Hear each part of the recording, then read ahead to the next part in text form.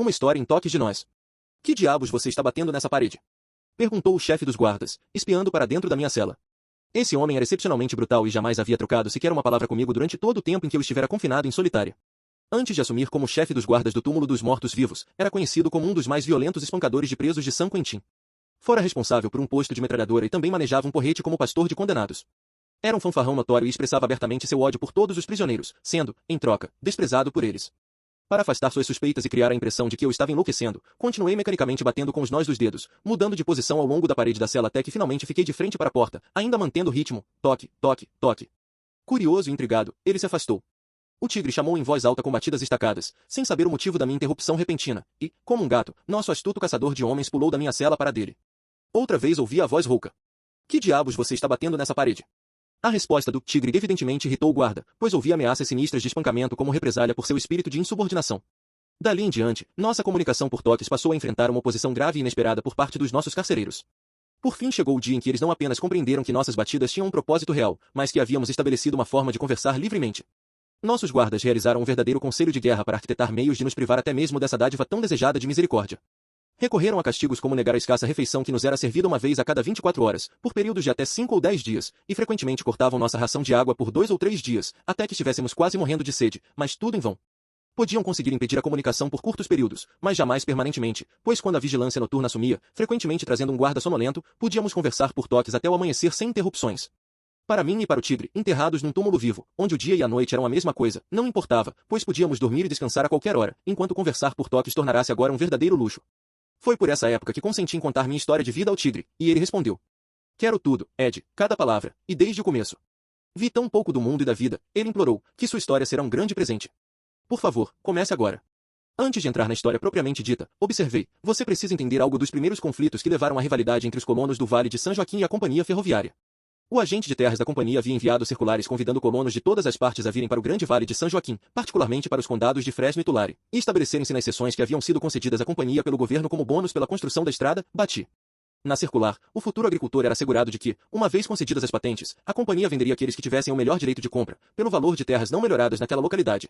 Isso era aproximadamente $5 por acre. Ofertas melhores que pudessem vir de terceiros não seriam consideradas.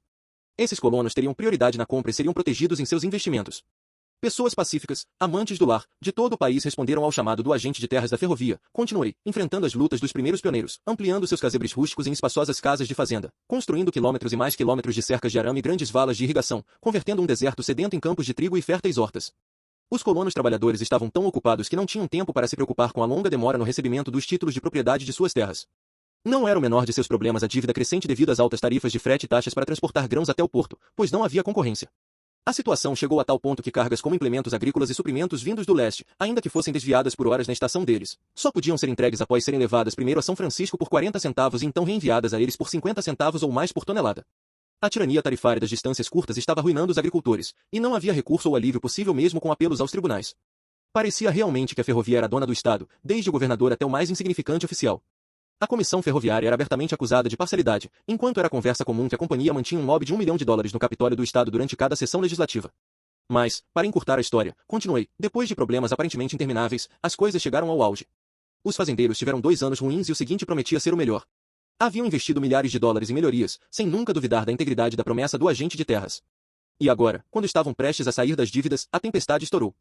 Essas pessoas haviam enfrentado a selva para criar lares, apenas para serem informadas de repente de que suas terras estavam à venda pela ferrovia, para qualquer um que pagasse o preço pedido, não mais o valor de terras não melhoradas, cerca de $5 por acre, mais cifras exorbitantes que iam de 27 até $60. Além disso, haviam perdido sua última batalha nos tribunais pela redução das taxas de transporte de grãos em todo o estado, o que inviabilizaria qualquer lucro no ano fértil. Para jogar mais lenha na fogueira, o agente de terras teve a ousadia de oferecer-lhes a oportunidade de arrendar suas próprias terras, o que eles recusaram veementemente, percebendo que isso seria o reconhecimento explícito de que não eram os proprietários. Casos testes foram levados aos tribunais inferiores, mas perdidos. Então foram encaminhados à Corte de Circuito dos Estados Unidos em São Francisco. Enquanto isso, a companhia ferroviária já havia listado as terras à venda em imobiliárias locais, começando a transferi-las para estranhos, compradores que provavelmente eram testas de ferro. Os processos de despejo começaram imediatamente.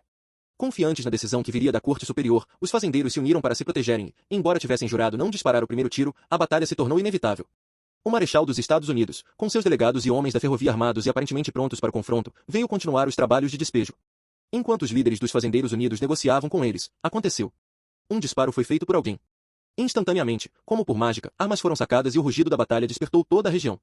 Seguiram-se disparos irregulares e então o silêncio. O número de mortos foi grande naquele dia. Esposas e mães ficaram desamparadas e sozinhas, enquanto os restos dos bravos fazendeiros estavam espalhados por todo o Vale de São Joaquim. Foi chamado de um massacre de Museu Slog, terrível em suas consequências, mas ainda assim o povo esperava, esperançoso pelo resultado daqueles casos testes. Não ficaram muito tempo em dúvida. Breve e fria foi a decisão final do mais alto tribunal, que declarou que os títulos da terra em questão pertenciam ao autor do processo, a Companhia Ferroviária, e que os réus não tinham título algum, sendo sua posse ilegítima. Devem ser emitidas conclusões e sentença em favor do autor, e assim é ordenado, concluiu a corte. Imediatamente, a ferrovia anunciou que se retirava de qualquer outro confronto e que o problema teria de ser resolvido em Washington. Os fazendeiros então entenderam que a companhia estava fazendo uma jogada extrema, já que o Congresso não permite o uso de tropas para fins civis. Essa manobra transformava o caso em um conflito entre o governo e os colonos, de modo que todo o exército dos Estados Unidos poderia ser mobilizado, se necessário, para expulsar aquelas pessoas das terras que haviam melhorado 100 vezes com base em promessas que nunca se pretendia cumprir. Qualquer resistência adicional era inútil, e à medida que cada notificação de despejo era entregue, os pobres fazendeiros empacotavam os poucos pertences que podiam carregar, deixavam seus lares e voltavam tristemente para as regiões montanhosas, onde se estabeleciam em pequenas propriedades de criação de porcos e gado. Nem é preciso dizer que estavam desiludidos, até mesmo amargurados, sentindo tanto ódio pela ferrovia que os havia privado de seus lares, que acreditavam que nenhum ato de vingança poderia ser considerado criminoso, desde que não prejudicasse ninguém além do temido povo. Foi de entre eles, bati para o tigre, que surgiram os fora da lei da Califórnia, dos quais até hoje quase nenhum é conhecido, exceto os líderes. As famílias da maioria deles nem sabiam de sua ligação com os ataques contra a ferrovia. O dinheiro da ferrovia transportado nos carros forte era seu único interesse, passageiros nunca eram molestados, e o correio dos Estados Unidos era sempre respeitado. Claro, os homens que foram reconhecidos como líderes pagaram caro por seus atos de bandidagem. Chamavam-me de o 25º homem, o membro mais jovem da quadrilha. Quando, após minha captura, me recusei a revelar sua história ou sequer os outros nomes, fui marcado para o sacrifício, e meu destino foi selado. O tigre permaneceu em silêncio, como tantas vezes fazia quando mergulhava em reflexões. Por fim, instou-me a continuar, pedindo por algumas das façanhas selvagens que sabia que só eu poderia contar. Felizmente era noite, com um guarda sonolento de vigia, e através da voz dos nós dos dedos, comecei a contar a história, batendo-a para ele a 13 celas de distância, soletrando cada palavra na parede da minha masmorra, a única vez que já a contei a alguém. Nós, os vivos mortos, éramos amaldiçoados, difamados e punidos até por esse pequeno desvio para ocupar a mente, então durante o dia, quando ouvidos atentos captavam os pequenos sons de nossos toques, o fio da minha história era frequentemente interrompido. Mas naquela noite continuei sem interrupções, batendo para ele a história de um roubo estranho, o primeiro do tipo na história deste país. O famoso trem noturno que seguia ao sul de São Francisco foi forçado a parar no Vale de São Joaquim, eu havia contado ao tigre. O longo trem avançava rapidamente pelos trechos solitários ao norte do deserto de Mojave quando, sob a chuva fina, soaram tiros e o estrondo de explosivos. Ignorando os avisos, alguns passageiros mais ousados abriram as janelas e, alarmados, descobriram que a locomotiva e os carros forte haviam sumido. Tinham certeza de que todas as rotas de fuga haviam sido cortadas para que os ladrões pudessem agir à vontade nos vagões, mas ninguém apareceu. Após uma hora de ansiedade, ouviram o motor bufar, sentiram um solavanco reconfortante e logo estavam a caminho novamente. O condutor disse que o maquinista havia se atrasado no cronograma e estava fazendo de tudo para recuperar o tempo. Virou-se ao ouvir a ordem, pare seja rápido, encarando o cano de uma espingarda. Não faça confusão, apenas obedeça, advertiu a mesma voz. Havia 2 homens mascarados, totalmente armados. Um havia saltado do teto do carro forte para o vagão de carvão da locomotiva, enquanto ela ainda estava em plena velocidade. Ele chegou até a pedir o freio de emergência. O outro desceu pela parte traseira do carro forte. Com uma mão segurava o pino de acoplamento, e com a outra revidava os disparos do guarda-freio. Os 2 bandidos forçaram o maquinista a conduzir o carro forte ao longo da linha. Em poucos minutos, haviam destruído os cofres com dinamite e saqueado os tesouros em dinheiro da ferrovia. A tripulação foi obrigada a carregar os sacos por uma curta distância. Uma bomba foi detonada no excêntrico da enorme locomotiva transcontinental, e logo os bandidos desapareceram na escuridão. Foi a primeira vez que dinamite foi usada para abrir um carro forte e a única registrada em que um roubo foi cometido num trem sem que os passageiros fossem feitos vítimas.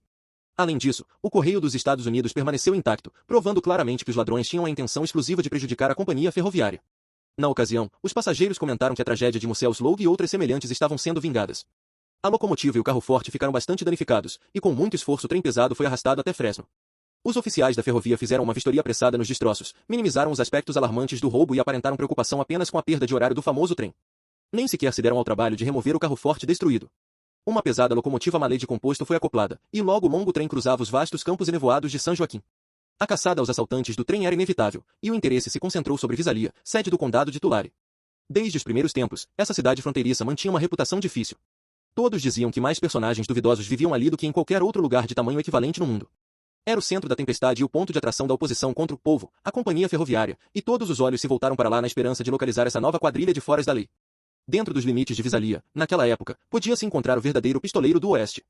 Seu bairro espanhol era o centro de um distrito de prostituição, famoso pelo infame buraco na parede, um salão e casa de dança onde o fandango espanhol ainda fazia parte da programação. Também havia sido o quartel-general da quadrilha dos 40 ladrões e do notório bandido Joaquim Murieta, entre outros.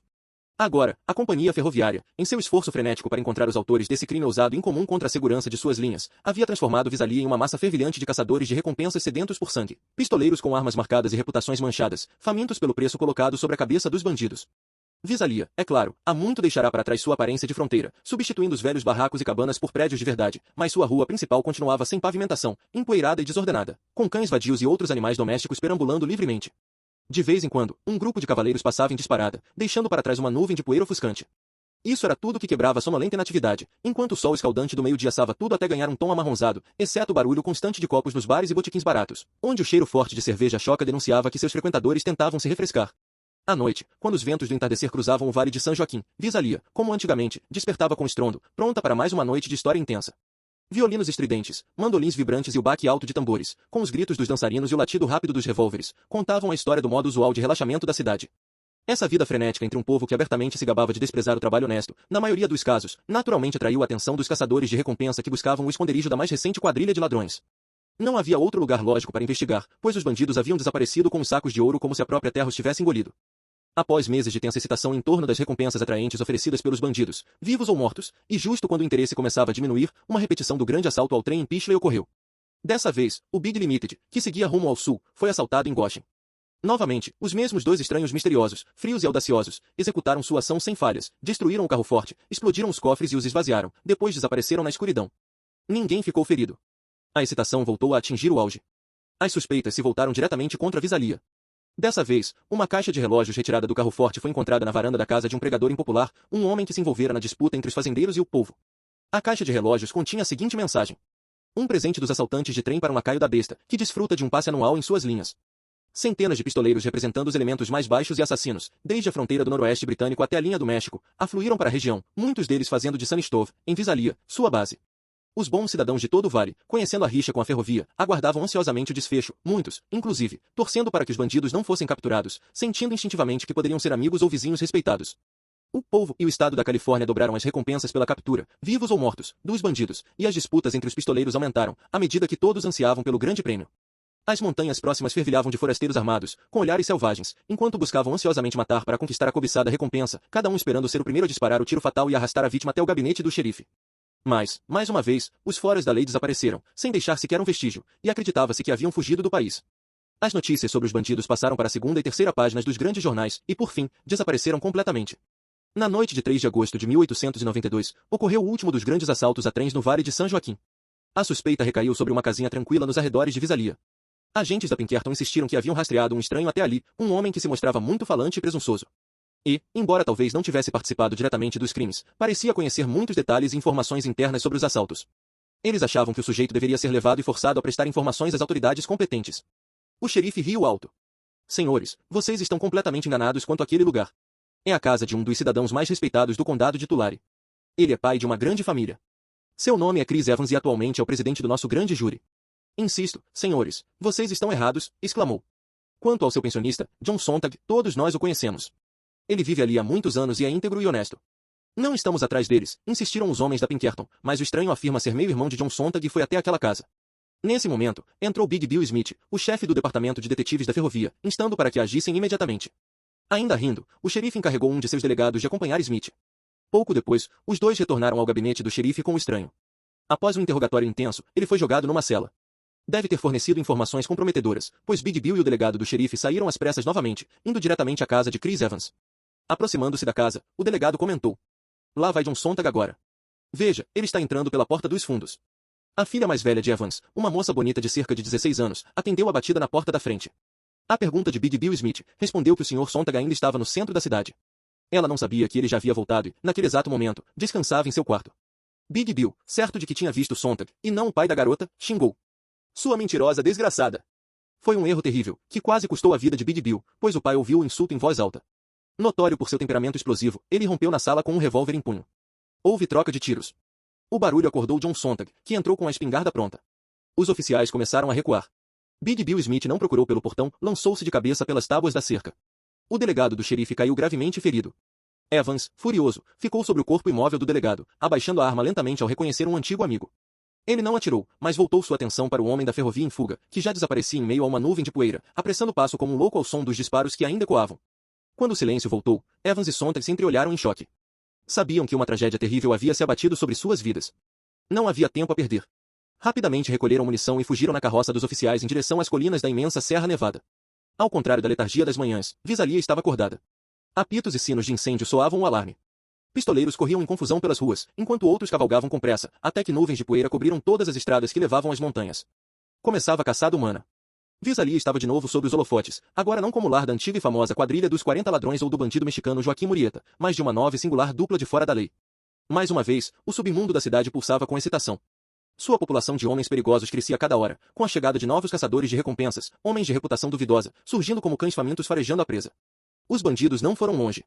Pararam em um local isolado até que suas pegadas se perdessem completamente, retornando para casa depois do anoitecer. Sua chegada foi denunciada por espiões escondidos nos arredores da propriedade dos Evans. Dois velhos detetives ferroviários, experientes na arte da caçada humana, recrutaram às pressas um grupo entre a escória reunida no buraco na parede, indivíduos de caráter duvidoso sempre prontos para ganhar dinheiro fácil, não importando quão sujo ou covarde fosse o trabalho. Nenhuma culpa concreta havia sido estabelecida contra os dois bons cidadãos de Visalia, além da troca de tiros em legítima defesa. Haviam apenas respondido a um insulto feito a uma menina, filha de um deles, e agora estavam sendo caçados como criminosos.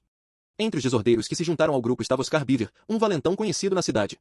Ele exigiu o direito de enfrentar os bandidos sozinho, vangloriando-se de sua mira certeira e da certeza de que os traria de volta. Os dois homens responsáveis pela organização da Legião da Morte aceitaram com astúcia a proposta de Oscar para estar na linha de frente.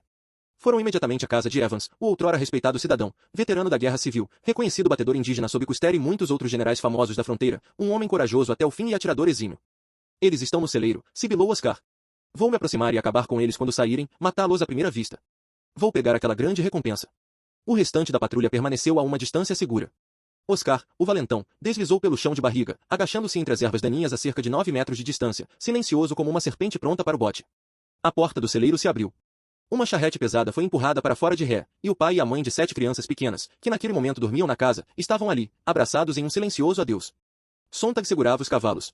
O clarão de um disparo os atordoou por um instante. Mecanicamente, Evans empurrou a esposa de volta para dentro do celeiro, protegendo-a, depois pegou a espingarda e atirou, comentando com frieza. Pelo visto, o matador de tolos está à solta esta noite. Sua pontaria era certeira, qualidade que o tornará um grande soldado. Um movimento na escuridão, um baque e um gemido marcaram o fim da carreira de Oscar. O valentão que fora até lá para matar caiu, encolhido, e ficou em silêncio, enquanto os dois foras da lei subiam na charrete e fugiam rumo às montanhas sob uma chuva de balas disparadas pelos outros caçadores de homens. No dia seguinte, anunciou-se que um delegado de xerife, ajudando na busca por ladrões de trem, havia sido brutalmente assassinado por eles. Mas, para a maioria das pessoas do Vale das Montanhas que conheciam Oscar Beaver, sua morte foi recebida com alegria. Ele era um dos piores indivíduos desta região, explicaram. Participou dos assassinatos de Musel Sleug e ajudou a expulsar os pobres fazendeiros de suas terras em favor da ferrovia. Chris Evans agora era chamado de líder dos fora da lei da Califórnia, e John Sontag, seu amigo de toda a vida, era conhecido como seu habilidoso tenente. Não havia provas ligando diretamente esses homens aos crimes cometidos contra o povo, a companhia ferroviária, mas uma sombra sinistra havia caído sobre o lar daquela família. Um estranho presunçoso mudará o rumo de suas vidas. O meio-irmão de Sontag surgira como um presságio de desgraça. Semanas se passaram, todas muito parecidas, exceto por escaramuças ocasionais entre os foras da lei e os grupos de busca. A companhia ferroviária exigia ação de forma estrondosa, acusando abertamente os oficiais de paz do condado de Tulare de estarem em conluio com os bandidos. Isso era injusto e vergonhoso. Aqueles homens eram corajosos e sinceros no cumprimento do dever, embora naturalmente prejudicados pela grande rede de amigos que os fugitivos tinham por todo o vale e pelas regiões montanhosas. Mas o verdadeiro objetivo da companhia logo ficou claro, buscavam justificativa para o próximo passo, usurpar de fato as funções das autoridades locais. Isso foi feito imediatamente, com a contratação de todos os pistoleiros e bandidos que o dinheiro pudesse comprar. Grupos armados foram formados e iniciaram uma campanha de terror nos pacíficos povoados das montanhas, onde nem os inocentes, nem mulheres ou crianças estavam mais a salvo dos capangas contratados pela ferrovia. A partir daí, manifestou-se uma contradição estranha. As pessoas das montanhas ficaram horrorizadas com os atos de banditismo cometidos por esses homens que se apresentavam como oficiais da lei. Mulheres tímidas, em trilhas de montanha, eram abertamente insultadas, e o suposto bando de foras da lei, agora caçado, frequentemente precisava intervir para proteger os inocentes dos que diziam agir em nome da justiça. Um desses homens levados para as montanhas era conhecido localmente como Sam Black. Afirmava ser delegado federal vindo da fronteira com o México. Era um sujeito faminto e rude, com marcas em sua arma indicando que já havia matado, e não apenas uma vez. Seu parceiro, com quem andava exibindo-se, havia recém saído da prisão após cumprir pena por um crime hediondo. Ambos eram evitados, temidos e desprezados.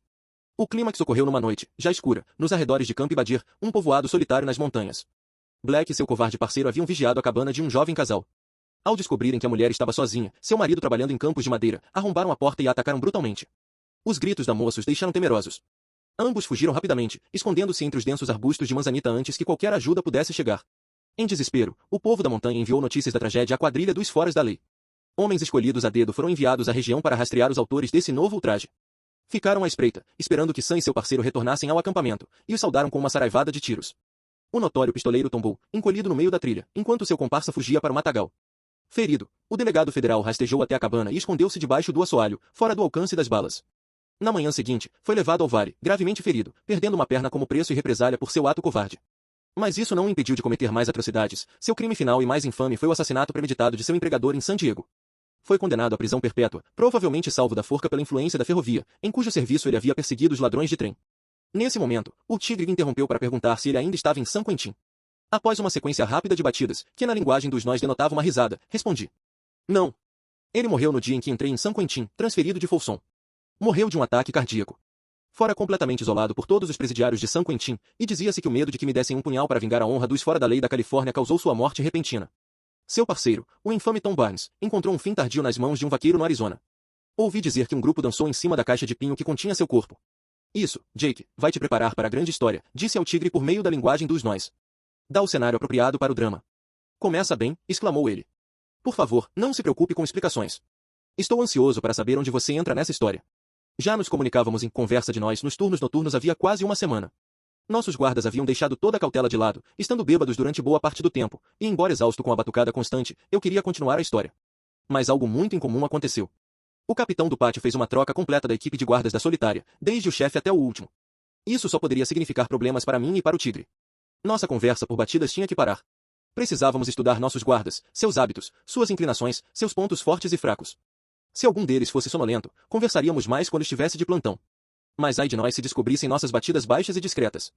Os dias passaram, e o tigre começava a ficar impaciente. O silêncio se tornava opressivo para nós dois, e decidi continuar. Mas teríamos que ser cautelosos. Vou te contar uma parte interessante da história, bati para o tigre. Será o relato de um grande detetive pistoleiro, o ponto de virada da minha vida. E mais uma vez os sons em código de batidas percorriam o espaço de 13 celas de distância. Capítulo 7. Um encontro misterioso. Big Bill Smith, detetive ferroviário, havia estabelecido sua base em Fresno, sede do condado onde ocorreram a maioria dos grandes assaltos a trens. Ele morava no Grand Central Hotel. Hospedei-me lá com a intenção de encontrá-lo. Os grandes jornais haviam exaltado Smith com letras chamativas, chamando de o Sherlock Holmes do Velho Oeste, até que o povo dessa cidade movimentada passou a acreditar que um grande herói estava entre eles, frequentemente formando grupos para observá-lo e sussurrar enquanto ele passava. Talvez por medo de perder essa admiração ao se aproximar mais das pessoas, ou por uma razão mais profunda, o fato de Fresno ser o reduto de amigos dos fora da lei, que deixavam bilhetes sob sua porta e enviavam cartas de aviso pelo correio. Ele nunca falava com ninguém nem ficava no saguão do hotel. Acabei perdendo a esperança de encontrá-lo por acaso. O detetive Bill Smith era sempre sério e misterioso, odiando os homens que haviam cometido crimes contra sua companhia como se o prejuízo tivesse sido pessoal. Era um vigilante implacável, capaz de denunciar, até mesmo crucificar, seu próprio irmão, se este infringisse a lei. Austero, silencioso, reservado, era um homem que jamais fora visto sorrindo. Alguns o chamavam de covarde no fundo do coração, por seus recuos inglórios diante do fogo cerrado dos fora da lei, mas ele nunca reagia a tais acusações, preferindo deixar que sua próxima atuação fulminante provasse que estava longe de temer o tiroteio, perseguindo cada pista com obstinação, sem emoções. Estudei-o cuidadosamente, por fim, decidi agir, mandei um mensageiro ao seu quarto com meu cartão, solicitando uma entrevista. Ele só a concedeu depois que ficou satisfeito com a descrição que o menino fez de mim, acreditando que eu não representava perigo. Ao meu toque tímido na porta, uma voz áspera respondeu. Entre. O caçador de homens estava de pé, num canto do quarto, com as mãos enfiadas profundamente nos bolsos laterais do casaco. Olhou-me furtivamente, seus olhos agudos e ameaçadores quase escondidos sob uma testa estreita e saliente, e sobrancelhas espessas. Seu bigode preto e espesso escondia a boca, de modo que não consegui perceber se era cruel ou fraca. A aparência do homem era tudo, menos simpática, e senti um choque claro de repulsa. Tive receio do que resultaria daquele primeiro encontro. Qual é o seu assunto? Perguntou ele impaciente. O que você quer comigo? Sem hesitar mais, fui direto ao propósito da minha visita, concluindo ao dizer que conhecia seu trabalho e que viera propor um plano que permitiria capturar os fora da lei, com a condição, é claro, de que ele agisse corretamente comigo. Ah, recebo esse tipo de proposta todo dia, e se fosse ouvir todas, não teria tempo para mais nada, disse Big Bill, escondendo seu interesse, embora visivelmente perturbado. Mas vamos direto ao ponto, acrescentou astutamente. Que informação você tem que possa me interessar, rapaz? O que você sabe sobre os fora da lei? Conhece os líderes? Algum de seus amigos? Seguiu-se uma série de perguntas, as quais permaneci em silêncio, até explicar. Aqui está o que quero dizer. Tenho um amigo cumprindo 20 anos em San Quentin, que foi membro da quadrilha e amigo próximo do líder. Se você me ajudar a tirar esse homem de lá, poderei me infiltrar no grupo por meio dele. Depois disso, sabe como é, o resto será apenas questão de detalhes. Quem é esse seu amigo? Perguntou o detetive Smith, com uma curiosidade despertando. Há quanto tempo ele está preso? O que fez para estar lá? E o que quer que eu faça se achar que posso usar seus serviços? Asteriscos fora da lei realmente tinha um amigo na prisão asterisco. Então minhas respostas foram satisfatórias, e eu fiz a exigência de que ele me nomeasse como agente em sua equipe, com o salário e despesas habituais, acrescentando que, caso os bandidos fossem capturados graças aos meus esforços, eu queria crédito igual e uma parte completa nas recompensas oferecidas. Mas, para que tudo isso seja possível, você precisa providenciar o perdão do meu amigo imediatamente, concluí. Sente-se, ordenou Big Bill, finalmente interessado. Conte-me algo sobre você. Contei, e suas muitas perguntas investigativas beiravam um verdadeiro interrogatório, até que, aparentemente satisfeito, o grande detetive encerrou a entrevista marcando um encontro para a noite seguinte. Dessa vez, ele foi mais direto do que eu esperava. Veja bem, Morrel, considerei cuidadosamente sua proposta e estou pronto para arriscar com você. Admito que seu plano me agrada, embora, francamente, eu duvide que você vá conseguir o que promete, disse ele, com o rosto astuto endurecendo. Se conseguir, vou mostrar que sou um homem de palavra, acrescentou. Você terá todo o crédito merecido, assim como sua parte integral da recompensa. E quanto a tirar seu amigo da prisão, isso é fácil. Prove que está falando sério e eu o tiro de lá num instante. Encontre-me em São Francisco no começo da próxima semana, concluiu. Vou providenciar tudo para que seu trabalho comece imediatamente. Meu terceiro encontro com o detetive Bill Smith aconteceu em São Francisco, na semana seguinte. Com uma aparente tranquilidade calculada, ele me fez novas perguntas sobre mim, perguntas que, à primeira vista, pareciam surgir mais como um pensamento tardio do que com a real intenção de me pegar em contradições. No entanto, eram sutilmente afiadas e deixavam claro que ele vinha verificando diligentemente todas as minhas declarações. Smith me observava de maneira estranha, como se quisesse determinar até que ponto poderia confiar em mim. Parecia sondar meu íntimo à procura de falhas, talvez até de uma fraqueza. Seria possível que o astuto detetive já tivesse me avaliado corretamente e estivesse prestes a descobrir meu duplo papel? Mas suas palavras seguintes dissiparam completamente meu medo de ser desmascarado. Morrel, arriscou ele, tenho autoridade total e não respondo a ninguém pela minha equipe. Emprego e demito quando quiser. Seu salário será de $5 por dia, mais despesas. Você deve me enviar um relatório escrito diário, relatando tudo o que fizer, incluindo os gastos. Aqui estão suas credenciais, continuou ele, entregando-me um documento, caso precise se identificar em algum momento. Mas o aviso é claro, rapaz, tenha muito cuidado com esse papel. Se sua ligação comigo se tornar pública, será o seu fim. A entrevista terminou com Smith me convidando para jantar com ele antes de retornar a Fresno para iniciar meu trabalho. Durante a refeição daquela noite, muitos aspectos do plano para minhas atividades foram discutidos. Smith estava determinado a realizar um desfecho espetacular para o reinado dos fora da lei. Era ousado, até o ponto da loucura, e percebi que os homens sob suas ordens não passavam de peões em seu jogo sangrento.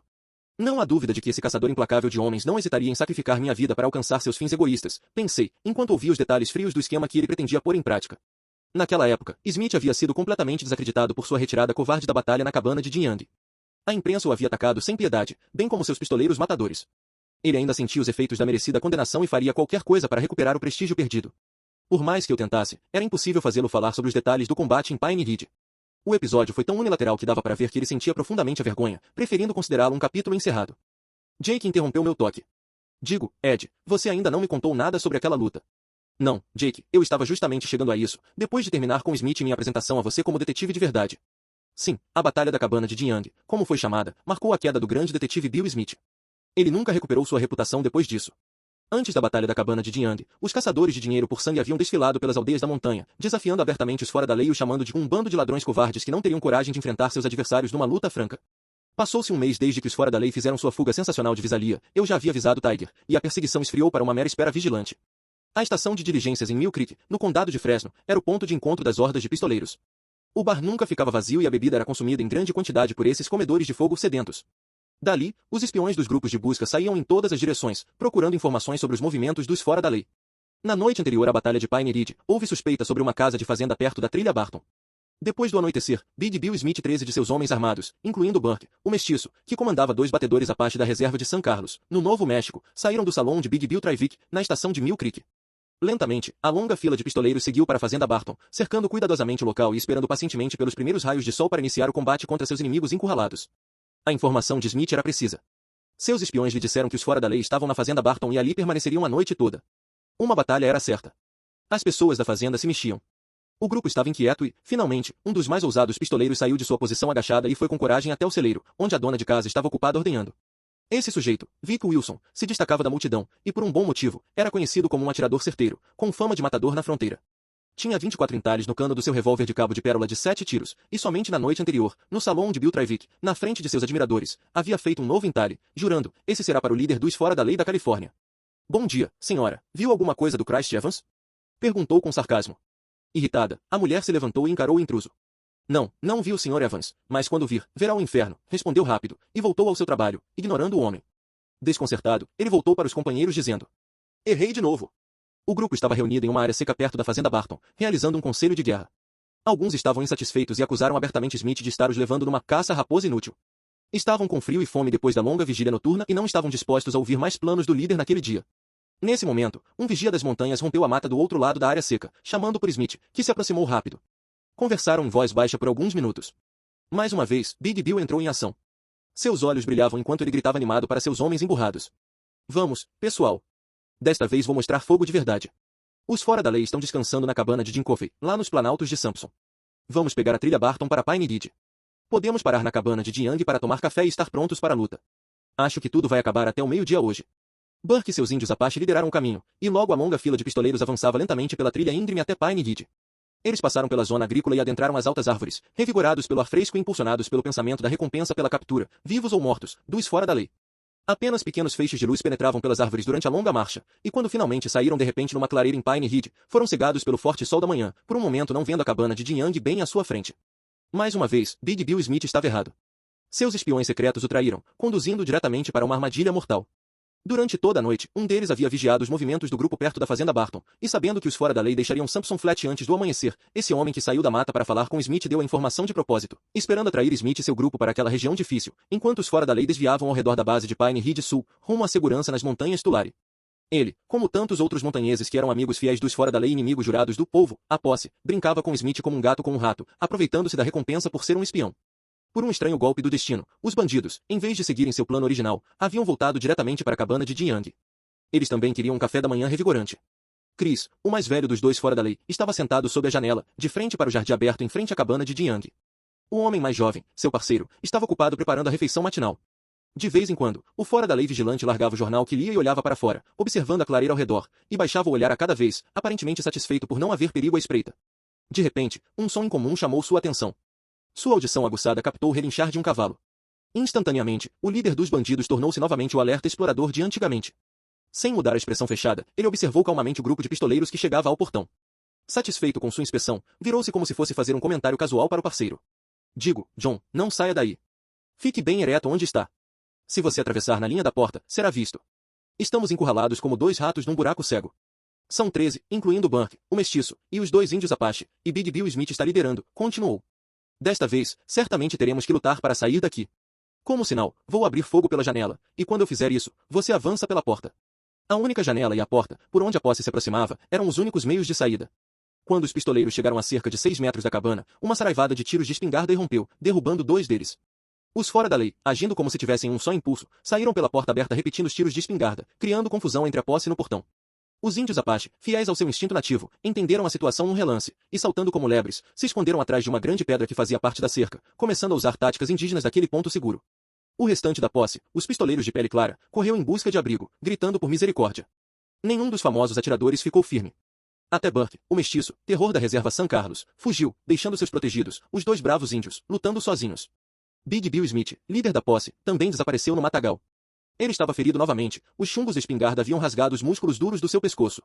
Agora, um dos pistoleiros apavorados, sem arma e sem chapéu, correndo desordenadamente, esbarrou em Smith. Xingando alto, ele empurrou o homem para o lado, fugindo ainda mais fundo na mata cerrada. O chefe dos fora da lei voltou sua atenção para os índios, com seu rápido fogo mantendo-os protegidos atrás da rocha. De vez em quando, eles arriscavam colocar os chapéus para fora e às vezes até as cabeças, aparentemente tentando esgotar a munição dele. O fora da lei mais jovem cobria a posse com tiros de espingarda a longa distância. A batalha estava indo bem. Um dos homens moribundos que jazia diretamente em frente à cabana, bem alinhado com o chefe, ergueu seu rifle e disparou um tiro descontrolado. O fora da lei mais jovem, percebendo o perigo para seu parceiro, se virou para pegar seu próprio rifle apoiado na cabana. Em um instante, o homem moribundo o acertou no centro do corpo, e ele caiu de bruços no chão, aparentemente morto. Chris mirava com precisão um dos índios que ousava mostrar a cabeça além da rocha. Desta vez, ele tinha certeza que um índio morto responderia ao disparo da sua arma. Novamente, o homem moribundo, ofegando seu último suspiro, disparou, estragando o tiro e, ao mesmo tempo, cortando uma ferida dolorosa na sobrancelha do líder dos bandidos. A retirada da posse acabou sendo o agente do destino para virar a maré da batalha a seu favor mais uma vez. O chefe estava encurralado como um tigre lutando contra seus algozes.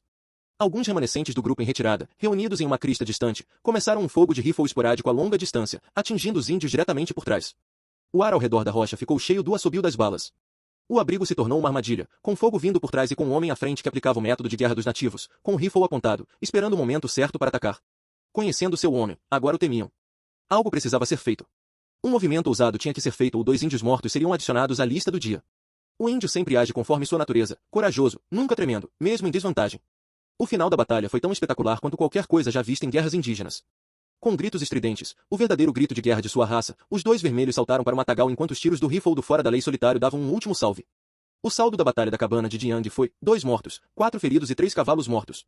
Foi um dia triste e um desfecho apropriado para a vergonha dos pistoleiros contratados que aterrorizavam mulheres indefesas com seu comportamento insultante e suas bebedeiras ao redor da estação de diligências em Mill Creek. Agora o líder dos bandidos estava sozinho com seu parceiro ferido e os mortos. Não havia tempo a perder. O tempo era precioso, e capturando um cavalo perto do portão, ele retornou ao lugar onde seu parceiro ainda jazia de bruços no chão, aliviado ao encontrar John vivo, embora completamente indefeso devido ao impacto da bala que perfurou seu pulmão. Ele gemeu. Me deixe em paz, estou acabado.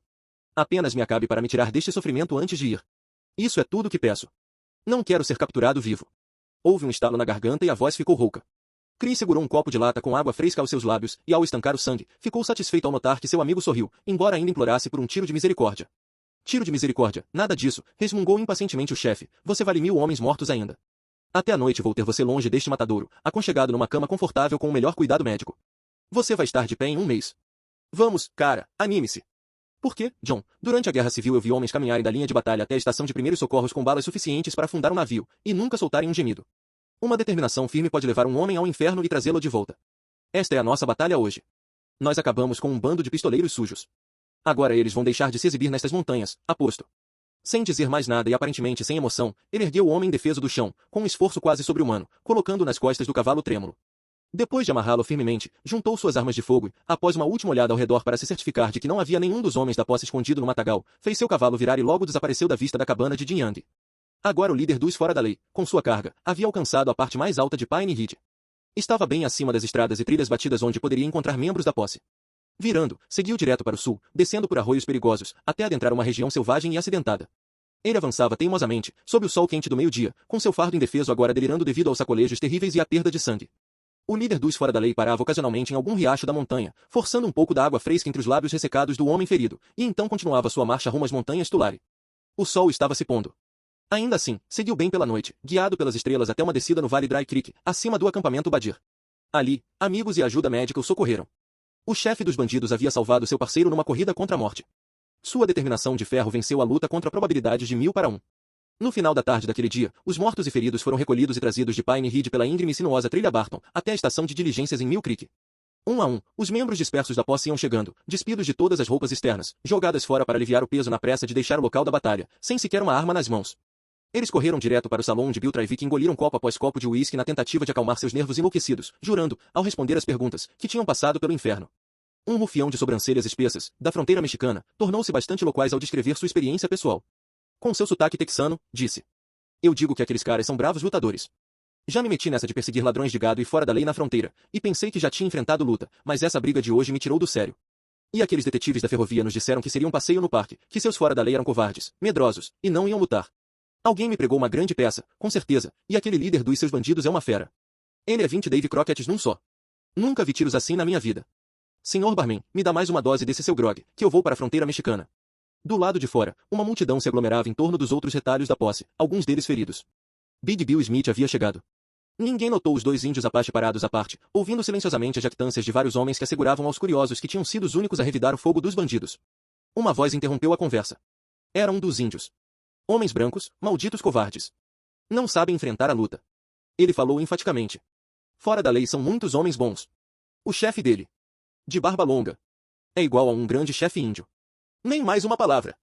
Os 2 índios partiram rumo ao vale e à estação ferroviária, retornando para a reserva São Carlos. Homens valentes. Fora da lei são grandes chefes. Enquanto o trem lentamente se afastava, 3 vivas foram dados aos índios Apache que partiam, os únicos 2 homens que mostraram coragem na batalha de Pine Ridge. Por dias, houve um êxodo de pistoleiros das partes mais altas da Sierra Nevada. Tomados pelo pânico e pelo medo dos fora da lei, eles desceram em massa para o tranquilo Vale da Segurança. Os saguões dos hotéis em Visalia e Fresno ficaram lotados. Cansei desse tipo de luta, disse um deles. A ferrovia nos pregou uma peça miserável. Nem sequer nos avisaram que esses fora da lei eram lutadores experientes, homens que valem por qualquer um do mundo. Ouvi dizer que o mais velho, o líder, é veterano da Guerra Civil, notório caçador de índios e batedor, e agora sabemos que ele é frio e um atirador mortal. Que jogo doido é esse, eu digo. Só nos mandaram prender os ladrões e trazê-los vivos ou mortos, preferivelmente mortos. Foi realmente um choque encontrar os bandidos cara a cara na cabana de Jiang. Antes, esses caçadores de maus elementos sempre lutavam por emboscada, atirando antes de exigir rendição. Diversos relatos chegaram aos jornais. Cidadãos proeminentes denunciaram a ferrovia. O governador também recebeu sua parcela de críticas, sendo pressionado a mobilizar a milícia para perseguir os bandidos e expulsar os personagens desagradáveis conhecidos como pistoleiros que o Octopus havia trazido para o estado. Havia muitas versões sobre a Batalha de Pine Ridge. Finalmente, o conflito começou a tomar proporções de uma luta civil, e chegou a ser sugerido que as vastas regiões florestais da Sierra Nevada fossem incendiadas para fazer os bandidos saírem de seus esconderijos, a fim de acabar com essas condições vergonhosas e a desonra para o grande estado da Califórnia. Capítulo 8. O detetive Smith escapa de uma armadilha e depois arma uma. O fora da lei ferido estava se recuperando rapidamente na casa de alguns amigos no Vale Dry Creek. Todo o cuidado e atenção que mãos amorosas poderiam lhe dar foram dedicados a ele. Após cerca de um mês, já estava bem o suficiente para ser transferido para o acampamento Manzanita, o reduto dos fora da lei. Aqui parei minha história para o Tiger, que há muito havia parado de rosnar, a distração da conversa por gestos com os nós dos dedos e a companhia humana preenchendo o abismo da solidão naquela terrível prisão de um homem. Como vai a história, Jake? Perguntei. Muito boa, mesmo, respondeu ele com batidinhas rápidas, mas continue, Ed. Quero que você chegue ao ponto em que os fora da lei matam ou capturam o detetive, Big Bill Smith. Uma risada em gestos com os nós dos dedos seguiu. O Tiger se deliciava com a emoção do momento e queria avançar até o fim prematuro do vilão da trama. Big Bill e eu tivemos muitas conversas durante os longos meses de perseguição que se seguiram, disse ao Tiger, depois da breve interrupção. Às vezes era difícil convencer o detetive de que meus serviços eram tão importantes quanto ele acreditava no início. Então eu lhe dava informações sobre os fora da lei tão precisas que até ele, o mais desconfiado dos homens, tinha que admitir que eu estava à frente dos melhores espiões e batedores dele. Nessas horas, eu o lembrava do acordo para que meu amigo fosse libertado da prisão, ressaltando que, se não o fizesse, eu estaria impossibilitado de garantir a captura final dos bandidos. Referir-se a essa parte do contrato geralmente gerava discussões acaloradas, e a cada vez eu ficava mais convencido de que Big Bill pensava que me estava usando como bobo da corte. O inverno passou. Já era primavera. As montanhas descongelaram e as flores silvestres coloriam maravilhosamente as encostas. Durante meses, não se soube nada dos bandidos nas montanhas. Todos se perguntavam o que teria acontecido com eles. Seria possível que tivessem deixado a região e agora estivessem perdidos para sempre em alguma parte distante do México? Muitos esperavam que fosse assim. Então algo aconteceu de novo. O velho ônibus postal de passageiros, que fazia a rota de Visalia até Smith Moores, nas Sierras, estava perto do fim dos seus 65 quilômetros de jornada em subida cercada de florestas densas dos dois lados. O cocheiro fez os cavalos desviaram para fora de um desfiladeiro, parando-os rapidamente, quando dois homens armados saltaram do matagal. Não se preocupe, Tom, você está seguro. Fique onde está, no banco do cocheiro, disse um dos fora da lei enquanto enrolava o chicote para descer. Saiam e rápido. Ordenaram aos passageiros, que puxaram as cabeças para dentro ao verem as armas apontadas. Depois de obedecerem imediatamente, foram mandados tirar os casacos e esvaziar os bolsos no chão, enquanto os fora da lei os encorajavam a não se alarmar, caso não fossem caçadores de recompensas. Cada passageiro era interrogado e revistado cuidadosamente, sempre mantido em linha por um dos bandidos com uma Winchester apontada. Carteiras e pacotes de tabaco eram examinados procurando marcas de identificação, depois os objetos de valor eram devolvidos aos donos, que foram mandados voltar para dentro do ônibus, acompanhados das palavras tranquilizadoras do líder. Não estamos roubando ninguém. Só estamos procurando alguns que estão atrás da gente. Ei, Tom, acrescentou o porta-voz ao cocheiro, que permanecia imóvel no banco, olhando para as orelhas do cavalo da esquerda, você ouvirá falar de nós de novo. Quando isso acontecer, pare. Até mais. À medida que o ônibus fazia curva na colina, os passageiros notaram dois homens caminhando calmamente pela estrada em direção ao pequeno povoado de Camp Badir. A notícia do assalto só chegou após a viagem de volta, pois os fios telefônicos haviam sido cortados como precaução. Mas, quando finalmente chegou, os cidadãos de Visalia perceberam que, estranhamente, não houve agitação habitual para formar grupos de busca atrás dos fora da lei, como em ocasiões anteriores. O ardor dos caçadores de recompensas havia diminuído, já que estava claro que os bandidos haviam passado para a ofensiva, quebrando sua regra de só atirar quando encurralados. Também se sabia que o território oferecia ótimas condições para emboscadas. Recebendo uma mensagem do meu empregador para encontrá-lo em Sumner, o entroncamento para Bakersfield, embarquei no trem rumo ao norte e entrei no vagão fumante Pullman. Mal olhei para Big Bill Smith ao estender a mão. Ele a ignorou, então me acomodei numa cadeira, intrigado. O brilho de um revólver apontado para minha cabeça chamou minha atenção, e então ouvi sua voz. Jovem, explique como os fora da lei souberam que eu sairia de Visalia naquele ônibus que eles assaltaram perto do moinho Smith Moores, ele rosnou. Ninguém mais sabia da minha intenção, então só você poderia ter dado essa informação. Se eu pudesse me convencer de que não estou cometendo um engano, ele praguejou, eu atiraria em você agora mesmo como traidor. O plano havia falhado. Por algum motivo desconhecido, ele não pegou o ônibus como planejado. Havíamos decidido capturar Big Bill Smith e mantê-lo como refém para conseguir concessões, como a libertação do amigo dele que cumpria 20 anos na prisão de San Quentin. Além disso, havia outras contas a ajustar, e o grande detetive seria usado como meio de coerção. Devia haver uma expressão de culpa em mim, mas rapidamente assumi um ar de valentia, rindo abertamente para seu rosto carrancudo e distorcido. Baixe sua arma, exclamou. O que você está tentando fazer? Uma cena para impressionar? Você não sabe que saí de Visalia no trem para o norte antes de você, e não poderia saber se você pegou ou não o ônibus. Seria impossível para mim ter dado informação aos fora da lei em tão pouco tempo. Você desconfia de todo mundo, inclusive de si mesmo. Esse é o problema. Você não sabe que, se quisesse trair, já teria te pegado em várias ocasiões? Agora começo a pensar se você esqueceu todo o nosso passado e se isso não é só um novo plano para escapar do seu acordo comigo, conclui. Big Bill abaixou o braço e enfiou a arma fundo no bolso do casaco, mas não tirou a mão. Parecia perplexo. Você está certo, Morrel, cometi um erro, murmurou, pedindo desculpas.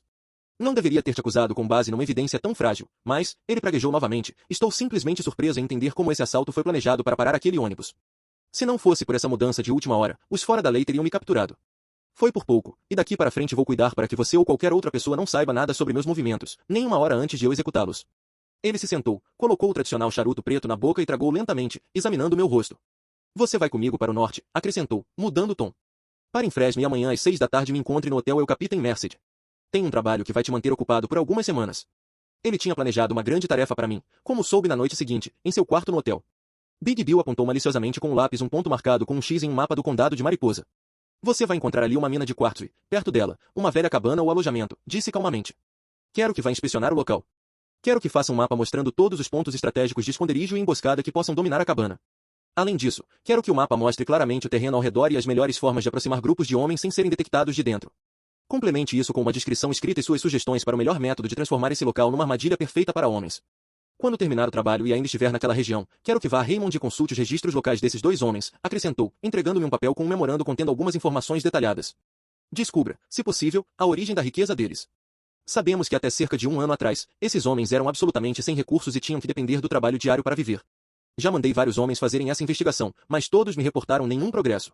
Estou desconfiado de toda essa questão e gostaria que você fizesse uma investigação minuciosa. Batendo com o punho cerrado, ele continuou, com o charuto preto quase em chamas de tanto que fumava.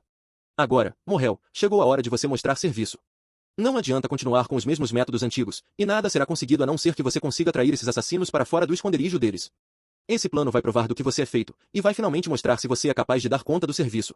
Quando terminar em Mariposa, vou providenciar a libertação do seu amigo da prisão de San Quentin. Com ele, você deve colocar seu plano em ação. Assim que os fora da lei souberem que foi por sua causa que ele conseguiu o perdão, haverá pouca chance de suspeitas contra você. Deixe claro para seu amigo de San Quentin que foi somente por você ter assumido o papel de detetive comigo que a libertação foi conseguida.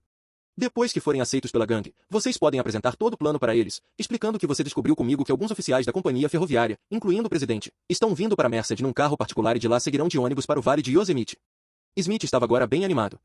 Suas palavras vibravam com o veneno de tudo que sofrerá nas mãos dos ousados fora da lei.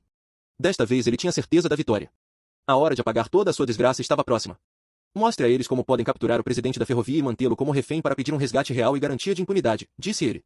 Você deve empolgá-los com a ideia de que esse seria o grande auge da carreira deles, já que, para não arriscar nenhum fio de cabelo da cabeça do presidente, toda a força da grande companhia seria oferecida para aceitar qualquer condição para sua liberação imediata. Não podemos enfrentá-los no território deles, Morrel, mas se você conseguir persuadi-los a vir para o nosso, o fim deles estará decretado. Vou reunir um grupo com os melhores pistoleiros que puder encontrar no oeste, disse, dando uma espetada feroz com o lápis no X marcado no local da antiga mina de quarto de Mariposa, olhando para o mapa como se fosse uma adaga que tivesse perfurado o coração dos ladrões de trem. Quando a armadilha estiver pronta, podemos levá-los lá, mortos ou vivos, preferencialmente mortos. Big Bill estendeu a mão e apertou a minha com força. Jovem, se você conseguir atraí-los para lá, sua sorte estará feita, anunciou. Olhei para ele curioso, quase pasmo. Sabia que ele era inescrupuloso, mas jamais imaginei que achasse que eu poderia ser um instrumento disposto a atrair pessoas para uma armadilha fria e calculada para assassinato. Seria possível que ele me considerasse um completo idiota? Por outro lado, surpreendi-me que ele não percebesse que eu não protestava contra essa exposição cruel da minha própria vida. Ele era um louco, obcecado por uma única ideia, caso contrário, teria descoberto minha verdadeira identidade e o papel duplo que eu desempenhava. Cego para tudo, Big Bill concluiu seu trato comigo. Quando terminar esse trabalho, Morrel, você deve se apresentar imediatamente para mim em São Francisco. Lá, encontrará seu amigo de San Quentin. Depois, vocês dois poderão voltar para o esconderijo dos fora da lei. Nunca mais devemos nos encontrar em Visalia, insistiu. Nem sequer demonstre que me conhece, pois novas forças entraram em ação lá.